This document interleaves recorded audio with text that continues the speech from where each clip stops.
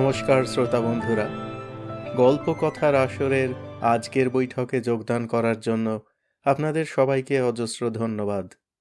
আমি রুদ্র দত্ত। আজকে নতুন বছরে প্রথমবারের জন্য ফিরে যাব পরশুরামের কাছে। আজ পরশুরামের যে গল্পটি পাঠ করব সেটি পরশুরামের লেখক জীবনে অপেক্ষাকৃত পরের দিকে লেখা, 1950 সালে। এই পডকাস্টে আগেও আমরা দেখেছি তার প্রথম দিকের লেখায় তিনি আশ্চর্য স্বচ্ছ সাধু ভাষায় রচনা করলেও পরের দিকে রচনার জন্য পুরোপুরি চলিত ভাষা অবলম্বন করেছিলেন। আজকের গল্পটিও সেই রকম একটি গল্প। পরশুরামের সমস্ত গল্পের মতোই এর মধ্যে সমাজ সচেতন ব্যঙ্গ সব থেকে প্রধান। কেতাবি ধর্ম, অর্গানাইজড রিলিজিয়ন নিয়ে পরশুরামের চিরকালই একটা তাচ্ছিল্য বোধহয় ছিল। বিভিন্ন ধর্মে পরলোক এবং দেবতা বা ঈশ্বরের ক্ষমতা সম্বন্ধেও যেসব পরস্পর বিরোধী কথা অম্লানে পরিবেশন করা হয়, তার হাস্যকর অযৌক্তিকতা সকলের সামনে তুলে ধরার সুযোগও পরশুরাম ছাড়তেন না, আমরা তা জানি। কিন্তু এই গল্পে এসবের সঙ্গেও আরেকটি ভাব পরিস্ফুট হয়ে উঠেছে। তার লক্ষ্য রাজনৈতিক বা রাষ্ট্রনৈতিক নেতাদের নিজেদের ক্ষুদ্র স্বার্থ চরিতার্থ করার জন্য ধর্মকে, মানুষের ধর্মবিশ্বাসকে হাতিয়ার হিসেবে ব্যবহার করার চেষ্টা করার প্রতি ঘৃণা, তিক্ততা। ভারতের স্বাধীনতা লাভের অব্যবহিত পরে তৎকালীন রাজনৈতিক পটভূমিকার দিকে তাকিয়ে একজন দেশপ্রেমী সমাজ সচেতন সাহিত্যিকের এই তিক্ততা আমাদের বুঝতে অসুবিধা হওয়ার কথা নয়। আবার আজকের যুগেও এই গল্প লেখার ৭৫ বছর পরে হয়তো এই গল্প আমাদের মনে সমানভাবে ঘা দিতে পারে। সেই বিচার আপনারা নিজেরাই করবেন শ্রোতা বন্ধুরা। আরম্ভ করছি আজকের পাঠ। পরশুরামের গল্প, ৩ বিধাতা।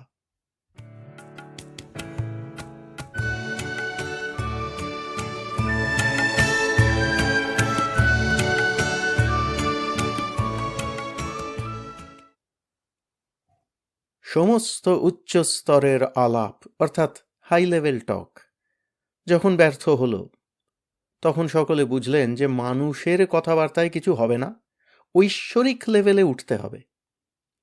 বিশ্বমানবের হিতার্থী সাধু মহাত্মারা একযোগে তপস্যা করতে লাগলেন। অবশেষে যা কেউ স্বপ্নেও ভাবেনি তা সম্ভব হলো। ব্রহ্মা, গড আর আল্লাহ সুমেরু অর্থাৎ হিন্দুকুশ পর্বতে সমবেত হলেন।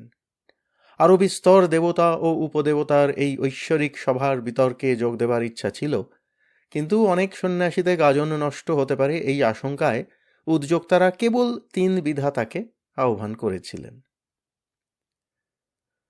ব্রহ্মার সঙ্গে নারদ, গডের সঙ্গে সেন্ট পিটার এবং আল্লাহর সঙ্গে একজন পীরও অনুচর রূপে অবতীর্ণ হলেন। তাছাড়া অনেক অনাহুত দেব দেবী, ঋষি, সেন্ট, যক্ষ, নাগ, ভূত, পিশাচ, এঞ্জেল, ডেভিল প্রভৃতি মজা দেখবার জন্য অদৃশ্যভাবে আশেপাশে অবস্থান করলেন। ব্রহ্মার মূর্তি সকলেই জানেন। ৪ হাত, ৪ মুখ, একবার মনে হয় দাড়ি গোঁফ আছে, আবার মনে হয় নেই। পরনে সাদা ধুতি চাদর, কাঁধে পৈতার গোছা, মাথায় মুকুট। গড নিরাকার, তাকে দেখবার জো নেই। তথাপি ভক্তগণের বিশেষ অনুরোধে বাক্যালাপের সুবিধার জন্য তিনি পুরাকালের জিহোভার মূর্তিতে এলেন। বুক ভরা কাঁচা পাকা দাড়ি গোঁফ, কাঁধ ভরা চুল, বড় বড় চোখ, কোঁচকানো ভ্রু, দুর্বাসার মতো রাগী চেহারা, পরনে একটি আলখাল্লা। ৫০-৬০ বছর আগে চীনাবাজারে ছবির দোকানে খ্রিস্টীয় সম্প্রদায় বিশেষের জন্য এই রকম ছবি বিক্রি হতো, এখনো হয় কিনা জানি না। আল্লাহ গডের চাইতেও নিরাকার। অনেক অনুরোধেও মূর্তি ধারণ করতে অথবা কোনো কথা বলতে মোটেই রাজি হলেন না। পীর সাহেব বললেন, কোনো ভাবনা নেই। আল্লাহ সর্বত্র আছেন, এখানেও আছেন। তাঁর মতামত আমিই ব্যক্ত করব। কিন্তু নারদ আর সেন্ট পিটার বললেন, তুমি যে নিজের কথাই বলবে না, তার প্রমাণ কি? পীর সাহেব উত্তর দিলেন, এই চাঁদ মার্কা ঝান্ডা খাড়া করে রাখছি, এর নিচে দাঁড়িয়ে পশ্চিম দিকে মুখ করে আমি কথা বলবো। আল্লাহ যদি নারাজ হন, তবে এই পবিত্র ঝান্ডা আমার মাথায় পড়বে। ব্রহ্মা ও গড এই প্রস্তাবে রাজি হলেন, কারণ আল্লাহর সেবককে খুশি রাখতে তাঁরা সর্বদাই প্রস্তুত। নারদ, সেন্ট পিটার আর পীর সাহেবের বর্ণনা অনাবশ্যক। এদের চেহারা যাত্রার আসরে, প্রাচীন ইউরোপীয় চিত্রে এবং ইসলামী সভায় ও মিছিলে দেখতে পাওয়া যায়। ব্রহ্মা, গড ও আল্লাহ, এদের মেজাজ একরকম নয়। ঠাট্টা তামাশায় কোনো হিন্দু দেবতা চটেন না। ব্রহ্মার তো কথাই নেই, তিনি সম্পর্কে সকলেরই ঠাকুরদা। গড অত্যন্ত গম্ভীর, তবে সম্প্রতি তাঁর কিঞ্চিত রসবোধ হয়েছে, তাঁকে নিয়ে একটু আধটু পরিহাস করা চলে। কিন্তু আল্লাহ শুধু দৃষ্টির অতীত, বাক্যের অতীত নন, পরিহাসেরও অতীত।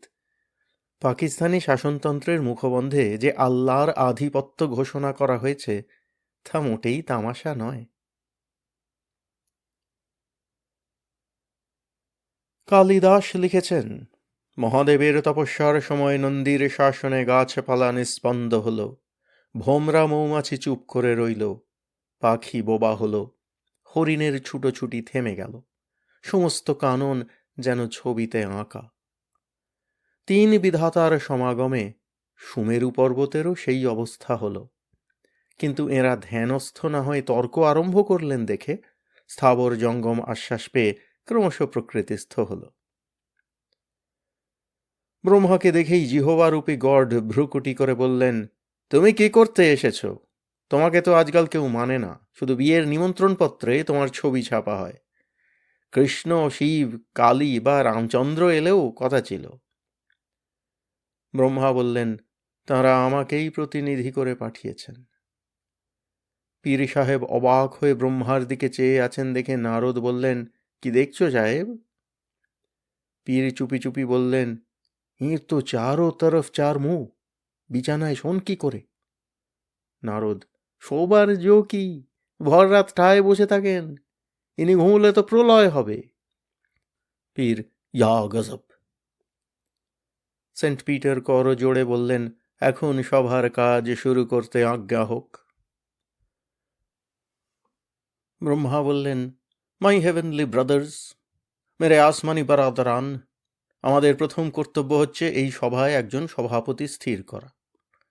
আমি বয়সে সবচেয়ে বড়, অতএব আমিই সভাপতিত্ব করব।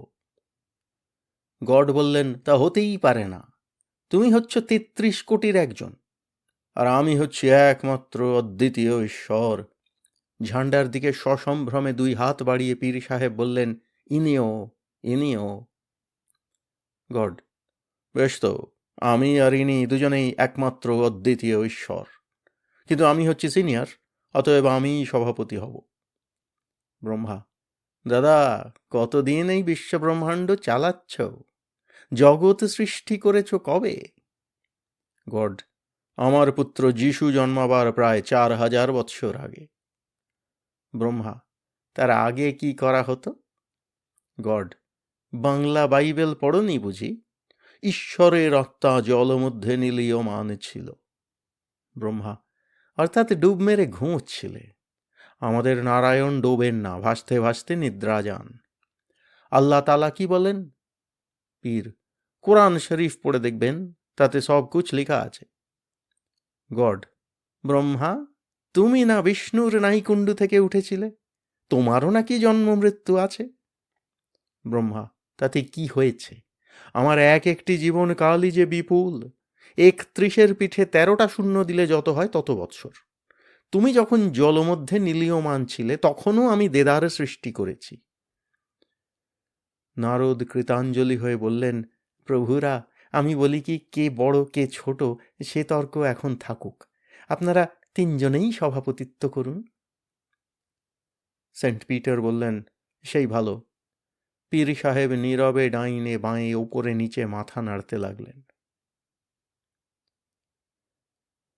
নারদ বললেন, আপনাদের কষ্ট দিয়ে এখানে ডেকে আনার উদ্দেশ্য জগতে যাতে শান্তি আসে, মারামারি কাটাকাটি, দেশ হিংসা, অত্যাচার, প্রতারণা, লুণ্ঠন প্রভৃতি পাপ কার্য যাতে দূর হয়, তার একটা উপায় স্থির করা।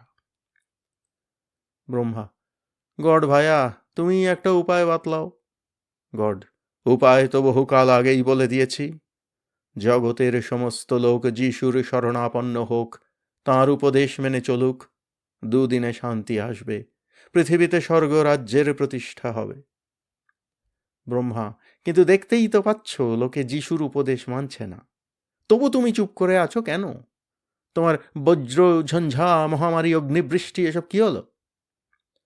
গড, সবই আছে, তেমন দেখলে অন্তিম অবস্থায় প্রয়োগ করব, এখন নয়। আমি মানুষকে কর্মের স্বাধীনতা দিয়েছি, যাকে বলে ফ্রি উইল।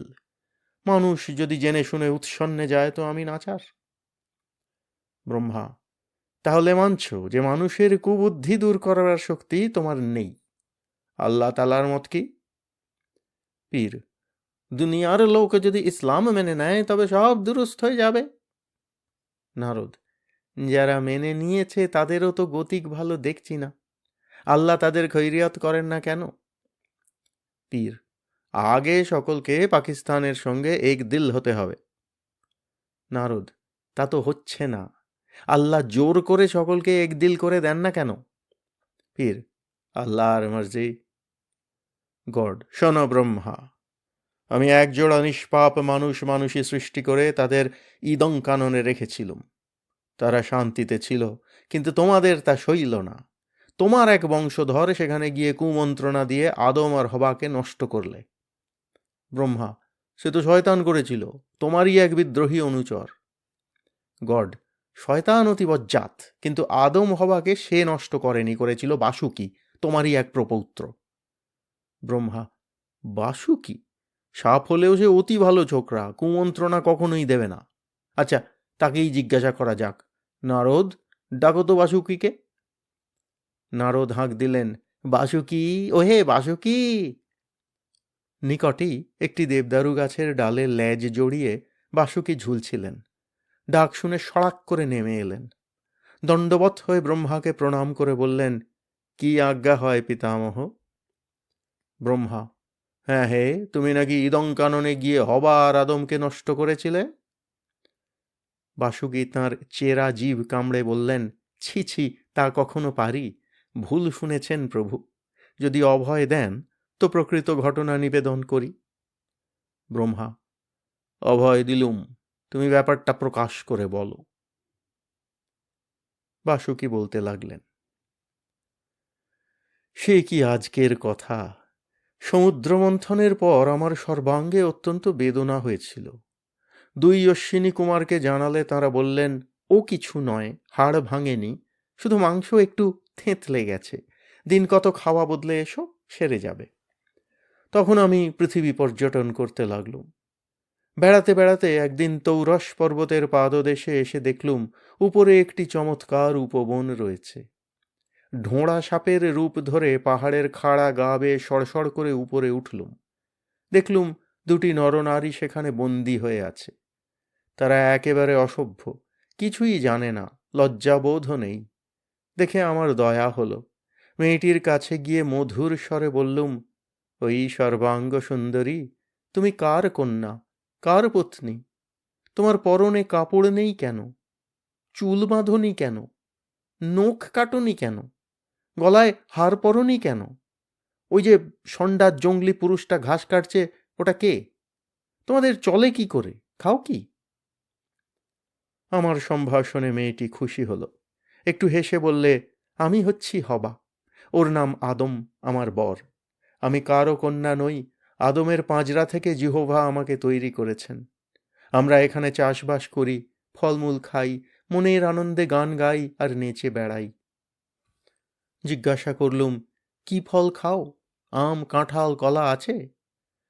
হবা বললে, আখরোট, আঙুর, আনার, আবজু, সঞ্জির এইসব মেওয়া খাই, শুধু ওই গাছটার ফল খাওয়া বারণ। জিহোবা বলেছেন, খেলে সর্বনাশ হবে, আক্কেল খুলে যাবে, ভালো মন্দর জ্ঞান হবে। আমি লেজে ভর দিয়ে খাড়া হয়ে দাঁড়িয়ে সেই জ্ঞান বৃক্ষের একটা ফল কামড়ে খেলুম। দন্তস্ফুট করা একটু শক্ত, কিন্তু বেশ খেতে। খোসা নেই, বিচি নেই, ছিবড়ে নেই, যেন কড়াপাকের সন্দেশ। পিতামহ, আপনি সর্পজাতিকে আক্কেল দাঁত দেননি, কিন্তু সেই ফলটি খাওয়া মাত্র আমার 4টি আক্কেল দাঁত ঠেলা দিয়ে বেরুলো। বুদ্ধি টনটনে হলো, কর্তব্য সম্বন্ধে মাথা খুলে গেল। হওয়াকে বললুম, ও বাছা, একদিন করেছ কি, এমন ফল খাওনি? প্রভুর যে বারণ আছে। দত্তর বারণ। বুড়োদের কথা সবসময় শুনতে গেলে কিছুই খাওয়া হয় না। আমি বলছি, তুমি এক কামড় খেয়ে দেখো। যদি আক্কেল খুলে যায়? কোথাকার ন্যাকা মেয়ে তুমি! আক্কেল তো খোলাই দরকার। চিরকাল উজবুক হয়ে থাকতে চাও নাকি? নাও, এই 2টো ফল পেড়ে দিচ্ছি, একটা তুমি খাও আর একটা ওই জঙ্গলি ভূত আদমকে খাওয়াও। হবা নিজে বড় ফলটা খেয়ে ছোটটা আদমকে দিলে। তারপরেই জিভ কেটে ছুটে পালালো। একটু পরে একটা ডুমুর পাতার ঝালর পরে ফিরে এসে বললে, এইবার কেমন দেখাচ্ছে আমাকে? বাহ, অতি চমৎকার! কোথায় লাগে উর্বশী রম্ভা মেনকা? হবা ঠোঁট ফুলিয়ে চোখ কুঁচকে বললে, আমার হার নেই, চুড়ি নেই, চিরুনি নেই, আলতা নেই, ঠোঁটে দেবার রং নেই। বললুম, সব হবে, ওই আদমকে বলো। আরও ঠোঁট ফুলিয়ে হবা বললে, ও বিশ্রী, কিচ্ছু দেয় না, ওর কিচ্ছু নেই। তুমি দাও, আমি তোমার কাছে থাকবো। বললুম, আমি ওসব কোথায় পাবো? ওর হাত পা আছে, আমার তাও নেই। সাপের সঙ্গে তুমি ঘর করবে কি করে? আমার আবার 50টা সাপই নিয়ে আছে, তোমাকে দেখেই ফোঁস করে উঠবে।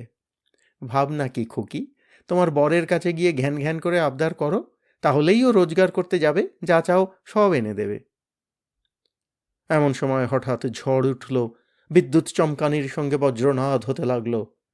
দেখলুম দূর থেকে তাল গাছের মতন লম্বা এক ভয়ঙ্কর পুরুষ কোঁতকা নিয়ে আমার দিকে তেড়ে আসছেন। বুঝলুম, ইনি জিহোবা। আমি হেলে সাপের রূপ ধরে শুরুত করে পালিয়ে গেলুম। গড বললেন, শুনলে তো, বাসুকি দোষ কবুল করছে। ব্রহ্মা, দোষ কোথায়? তুমি 2টি প্রাণী সৃষ্টি করে তাদের অজ্ঞানের অন্ধকারে রেখেছিলে। সামনে জ্ঞান বৃক্ষ রেখেও তার ফল খেতে বারণ করেছিলে।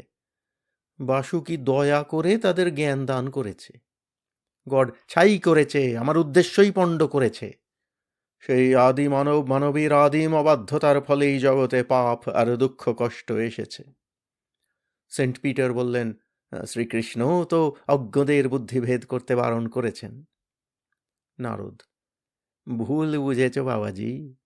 তাঁর কথার অর্থ, বোকা লোকেদের বাজে তর্ক করতে শিখিও না। যারা চালাক তাদের তিনি বুদ্ধিযোগ চর্চা করতে বলেছেন। সেন্ট পিটার, কিন্তু হবা আর আদম তো বোকাই। নারদ, আরে তারা যে আদিম মানব মানবী শিশুর সমান। যদি চিরকাল বোকা করে রাখাই উদ্দেশ্য হয়, তবে মানুষ সৃষ্টি করার কি দরকার ছিল? ভেড়া গরুর মতন আরও জানোয়ার তৈরি করে লাভ কি? আমাদের পিতামহের কীর্তি দেখো দেখি। প্রথমেই পয়দা করলেন 10 জন প্রজাপতি, মরীচি অত্রি প্রভৃতি 10টি বিদ্যাবুদ্ধির জাহাজ। জলদ গম্ভীর স্বরে গড বললেন, চুপ, গোল করো না। আমার আদেশ লঙ্ঘন করে হবা আর আদম যে আদিমে পাপ করেছিল, তার ফলেই তাদের সন্ততি মানবজাতি অধঃপাতে যাচ্ছে। এখনো যদি সকলে যিশুর শরণ নেয় তো রক্ষা পাবে। ব্রহ্মা, লোকে যখন যিশুর শরণ নিচ্ছে না, তখন ফ্রি উইল বাতিল করে শ্রেয়স্করী বুদ্ধি দাও না কেন? সেন্ট পিটার, ঈশ্বরের অভিপ্রায় বোঝা মানুষের অসাধ্য। নারদ, আমাদের পিতামহ ব্রহ্মা তো মানুষ নন, তাঁকে অভিপ্রায় জানালে ক্ষতি কি? প্রভু গড না হয় প্রভু ব্রহ্মার কানে কানে বলুন। পীর, আল্লাহর যদি মর্জি হয় তবে এক লহমায় বিলকুল শাইস্তা করে দিতে পারেন। নারদ, তবে শাইস্তা করেন না কেন? পীর, যদি মর্জি না হয় তবে শাইস্তা করেন না। নারদ, বুঝেছি, সব প্রভুই লীলা খেলা খেলেন। গড, চুপ করো তোমরা। ব্রহ্মা, তুমি কেবল উড়ো তর্ক করছো, যেন আমিই আসামি আর তুমি হাকিম। তোমার প্রজারাও তো কম বদমাশ নয়, তাদের শাসন করো না কেন? তাদেরও ফ্রি উইল আছে নাকি? ব্রহ্মা, ফ্রি উইল থাকবে কেন? আমার প্রজারা অত্যন্ত বাধ্য, যেমন চালাচ্ছি তেমনি চলছে, আবার কর্মফলও ভোগ করছে। গড: অর্থাৎ তুমি তাদের দিয়ে কুকর্ম করাচ্ছ? ব্রহ্মা: সুকর্ম কুকর্ম সবই করাচ্ছি। গড: তোমার নীতিজ্ঞান নেই। আমি তোমার মতো পাপের প্রশ্রয় দিই না। একদল পাপীকে মারবার জন্য আর একদল পাপী উৎপন্ন করেছি, পরস্পরকে ধ্বংস করবার জন্য দুদলকেই বজ্র দিয়েছি। পীর: ইয়া গজব, ইয়া গজব! হারামজাদো কি দুশ্মন হারামজাদে! ব্রহ্মা: তুমি কি মনে করো এই মারামারির ফলে সুবুদ্ধি আসবে? গড: বেশ ভালো রকম ঘা খেলে ফ্রি উইলই পন্থা বাতলে দেবে। বেগতিক দেখলে সকলেই যিশুর শরণ নেবে। পীর: নেহি জি, নেহি জি। গড: ব্রহ্মা, এইবার তোমার জেরা বন্ধ করো। তুমি নিজে কি করতে চাও তাই বলো। ব্রহ্মা: কিছুই করতে চাই না। বিশ্বের বিধান তৈরি করে আমি খালাস। গড: কেন? তুমি দয়াময় নও? ব্রহ্মা: আমি নই, হরিকে লোকে দয়াময় বলে বটে। গড: তুমি সর্বশক্তিমান নও? তোমার সৃষ্টির একটা উদ্দেশ্য নেই? ব্রহ্মা: যার শক্তি কম তারই উদ্দেশ্য থাকে। যে সর্বশক্তিমান তার উদ্দেশ্য তো সিদ্ধ হয়েই আছে, তার দয়া করবারই বা দরকার হবে কেন? আসল কথা চুপি চুপি বলছি শোনো। লোকে আমাদের সৃষ্টিকর্তা বলে, কিন্তু মানুষও আমাদের সৃষ্টি করেছে। যে লোক নিজে নির্দয়, সেও একজন দয়ালু ভগবান চায়। যে নিজের তুচ্ছ শক্তি কুকর্মে লাগায়, সেও একজন সর্বশক্তিমান ঈশ্বর চায়, যিনি তার সকল কামনা পূর্ণ করবেন। মানুষ নিজের স্বার্থসিদ্ধির আশায় আমাদের দয়ালু আর সর্বশক্তিমান বানাতে চায়। গড: ওসব নাস্তিকের বুলি ছেড়ে দাও। স্পষ্ট করে বলো, মানুষ পাপ করলে তুমি রাগ করো, ভালো কাজ করলে তুমি খুশি হও? ব্রহ্মা তাঁর চার মাথা সজোরে নাড়তে লাগলেন। নারদ গুনগুন করে বললেন, না দত্তে কস্যচিৎ পাপং ন চৈব সুকৃতং বিভুঃ। প্রভু কারও পাপ পুণ্য গ্রাহ্য করেন না। গড: ব্রহ্মা, তুমি অতি কুচক্রী। মানুষ উৎসন্নে যেতে বসেছে, তবু তুমি নিশ্চিন্ত থাকবে, কিছুই করবে না? ব্রহ্মা: তোমরাই বা কি করছো? ব্যস্ত হও কেন? অনন্তকাল তো সামনে পড়ে আছে। মানুষ নানা রকম সুকর্ম কুকর্ম করে ফলাফল পরীক্ষা করছে, কিসে তার সবচেয়ে বেশি লাভ হয় তাই খুঁজছে। যখন সে পরম স্বার্থসিদ্ধির উপায় আবিষ্কার করতে পারবে, তখন মানব সমাজে শান্তি আসবে। যতদিন তা না পারবে, ততদিন মারামারি কাটাকাটি চলবে। গড: তবে তুমিও ফ্রি উইল মানো? ব্রহ্মা: খেপেছ? নারদ তাঁর কচ্ছপী বিনায় ঝঙ্কার তুলে বললেন, ঈশ্বরঃ সর্বভূতানাং হৃদদেশর্জুন তিষ্ঠতি ভ্রাময়ন সর্বভূতানি যন্ত্রারূঢ়ানি মায়য়া। হে অর্জুন, ঈশ্বর সকল প্রাণীর হৃদয়ে আছেন এবং ভেলকি লাগিয়ে তাদের চরকিতে চড়িয়ে ঘোরাচ্ছেন। সেন্ট পিটার বললেন, আমাদের প্রভু প্রেমময়, পরম কারুণিক, সর্বশক্তিমান। নারদ: কিন্তু শয়তানকে জব্দ করতে পারেন না। পীর: আল্লাহ মেহরবান, তাঁর মতলব খুঁজতে গেলে গুনাহ হয়। আল্লাহর রিয়াসতে কুছ ভি বুরা কাম হয় না। ব্রহ্মা: শোনো গড ভাই, মানুষ নিজে যখন প্রেমময় আর কারুণিক হবে, তখন আমরাও তাই হব। তার আগে কিছু করবার নেই। সেন্ট পিটার: বলেন কি? আপনারা যদি হাল ছেড়ে দেন, তবে লোকে যে ঈশ্বরের প্রতি বিশ্বাস হারাবে। তিনজনে যখন এখানে এসেছেন, তখন কৃপা করে একটা ব্যবস্থা করুন, যাতে মানুষে মানুষে মিল হয়। পীর: কবি নেই হো সকতা। আল্লাহর প্রজা হচ্ছে মিঠা শরবত, গডের প্রজা তেজি শরাব। এদের মিল হতে পারে, শরবত আর শরাব বেমালুম মিশে যায়, কিন্তু এই হজরত ব্রহ্মার প্রজা হচ্ছে বদবুদার অলকাতরা। সহসা আকাশ অন্ধকার হলো। একটা ঝটপট শব্দ শোনা গেল, যেন কেউ প্রকাণ্ড ডানা নাড়ছে। ব্রহ্মা বললেন, বিষ্ণু আসছেন নাকি? গরুড়ের পাখার শব্দ শুনছি। নারদ বললেন, গরুড় নয়, দেখছেন না, বাদুড়ের মতন ডানা, কালো রং, মাথায় শিং, পায়ে খুর, লেজও রয়েছে। শ্রী শয়তান আসছেন। সেন্ট পিটার চিৎকার করে বললেন, "আভন্ট, দূর হ!" পীর সাহেব হাত নেড়ে বললেন, "গুমশো, তফাত যাও!" গড তাঁর আলখাল্লার পকেটে হাত দিয়ে বজ্র খুঁজতে লাগলেন। ব্রহ্মা বললেন, "আহা, আসতেই দাও না, আমরা তো কচি খোকা নই যে জুজু দেখলে ভয় পাব।"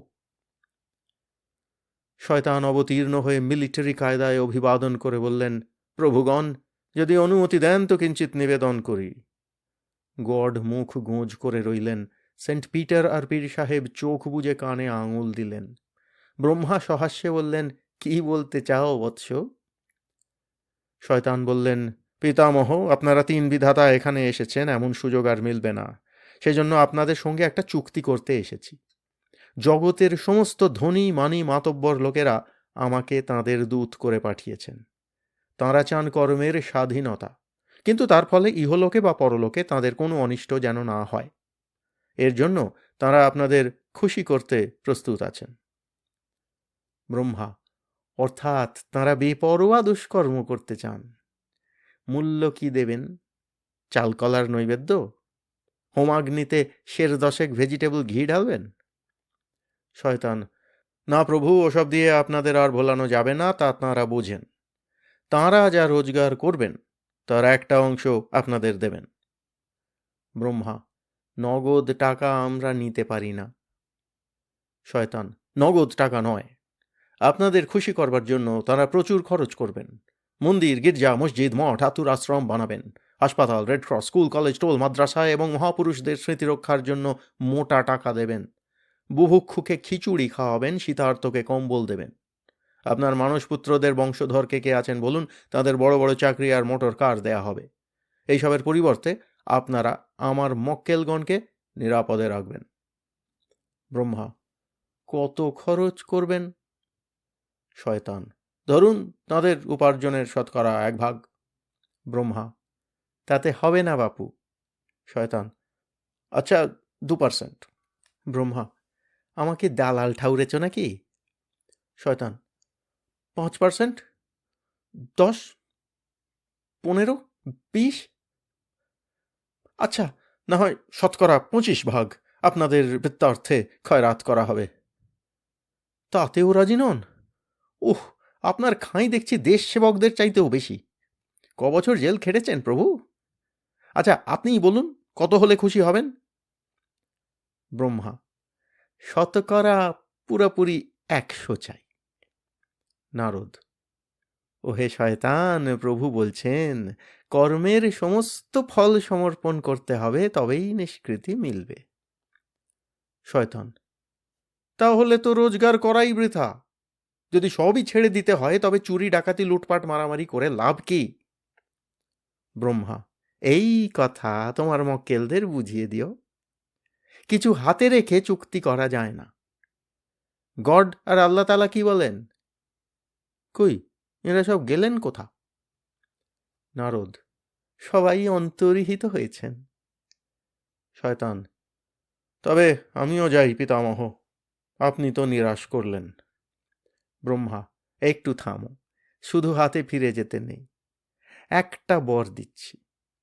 বৎস শয়তান, পুরুত, পাদ্রী, মোল্লা, পুলিশ, সৈন্য বা মিলিত জাতি সংসদ কেউ তোমাকে বাধা দেবে না। তোমার মক্কেলদের তুমি নির্বিঘ্নে নরকস্থ করতে পারবে। তারপর আমি আবার মানুষ সৃষ্টি করব। নারদ, এখন যাই, চলো, আমার হাঁসটাকে ডেকে আনো। নারদ, প্রভু, সে মানুষ সরোবরে চড়তে গেছে, এত শীঘ্র স্বভাবঙ্গ হবে তা তো জানতো না। আপনি আমার ঢেঁকিতেই চলুন।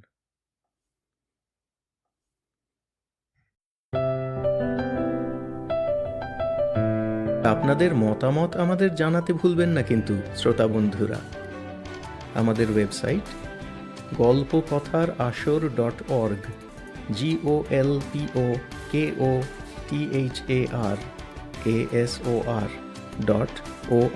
GOLPOKOTHARASOR.org।